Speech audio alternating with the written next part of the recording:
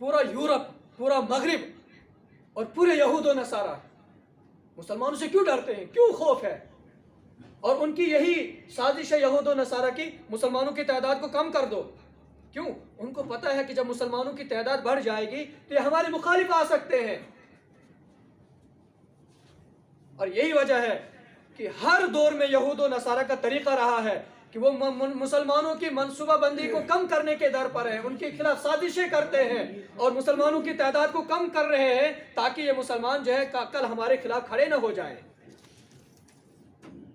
और अल्हम्दुलिल्लाह, ठीक है, मुझे ज़हन में है, और अल्हम्दुलिल्लाह आज भी इतने मुसलमान दुनिया के अंदर मौजूद हैं, आज भी इतने मुसलमान दुनिया के अंदर मौजूद हैं कि अगर पूरे मुसलमान जमा होकर इसराइल की तरफ थूक मारेंगे तो इसराइल में सैलाब आ सकता है।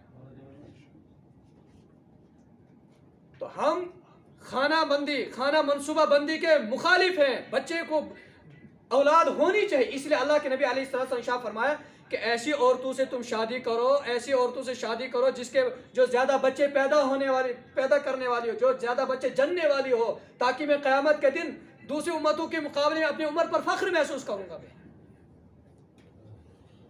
तो बुजुर्गों, अल्लाह हमें भी रिस्क दे रहा है और उनको भी रिस्क दे रहा है। अब देखिए मूसा अलैहिस्सलाम कहां पर हैं कि उनकी वालिदा को रब की रुबूबियत पर यकीन है कि मेरा रब मुझे भी रिस्क दे सकता है और इसको भी रिस्क दे सकता है, वो मेरी भी परवरिश करने वाला है, इसकी भी परवरिश करने वाला है। तो रब की रुबूबियत पर यकीन करते उन्होंने दरिया के अंदर डाल दिया।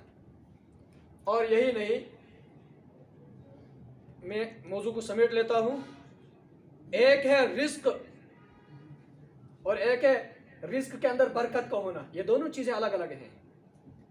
आज हम अल्लाह से रिस्क तो मांगते हैं, ए अल्लाह हमें रिस्क दे दे, हमें नौकरी दे, माल पैसा दे, लेकिन रिस्क के अंदर बरकत हो वो नहीं मांगते हैं। रिस्क के अंदर जो बरकत होती है वो कुछ और ही होती है।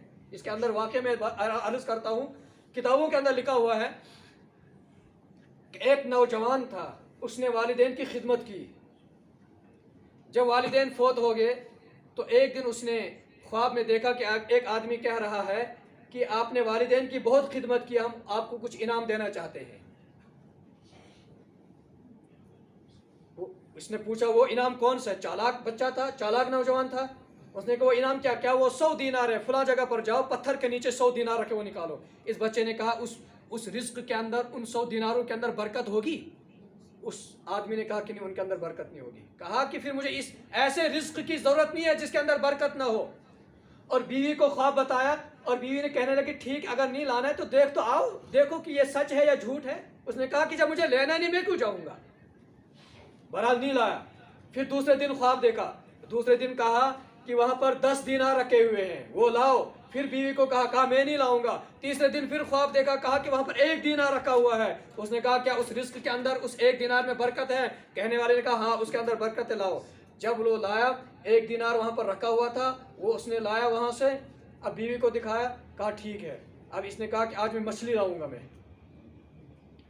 और मछली के कबाब बनाएंगे, खाएंगे। अब अल्लाह का करना ऐसा हुआ, 1 दीनार की मछली लाई तो जब उसकी बीवी ने मछली को काटा, अंदर से कीमती हीरा मोती निकला उस मछली से। और अल्लाह तबारक व तआला ने पूरी जिंदगी के रिस्क का सौदा कर दिया और उनका इंतजाम कर दिया।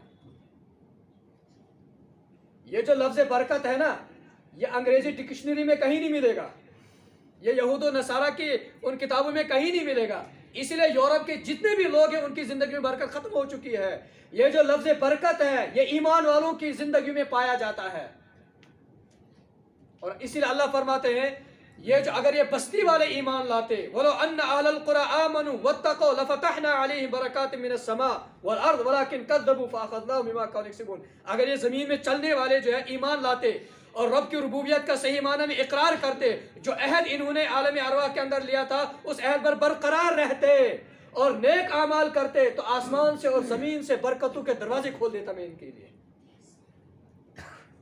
तो बुजुर्गों, यही एक रास्ता है अल्लाह को राजी करने का कि रब की रुबूबियत का इकरार हम सही माने में करें। सब कुछ करने धरने वाली ज़ात अल्लाह की है, रिस्क देने वाली ज़ात अल्लाह की है, कामयाबी नाकामी और जो कुछ भी दुनिया में हो रहा है सब कुछ करने धरने वाली ज़ात किसकी है? रब की है। वही रब